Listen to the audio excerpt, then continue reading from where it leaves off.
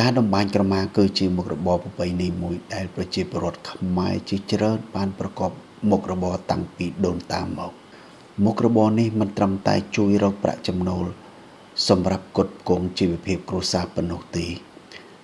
ប៉ុន្តែថែមទាំងចូលរួមចំណែកអភិរក្សនិងលើកតម្កើងអត្តសញ្ញាណវប្បធម៌ខ្មែរជាតិឲ្យបានគង់វង្សផងដែរក្រមាខ្មែរត្រូវបានតម្បាញដោយយកចិត្តទុកដាក់និងប្រើប្រាស់ជំនាញសិប្បកម្មដ៏ប៉ិនប្រសប់ផលិតផលនីមួយៗឆ្លុះបញ្ចាំងពីការខិតខំប្រឹងប្រែងនិងការអត់ធ្មត់របស់អ្នកតម្បាញក្រៅពីការប្រើប្រាស់ក្នុងជីវភាពប្រចាំថ្ងៃក្រមាក៏អាចប្រើជាអំណោយឬវត្ថុអនុស្សាវរីយ៍សម្រាប់ភ្ញៀវទេសចរជាតិនិងអន្តរជាតិផងដែរ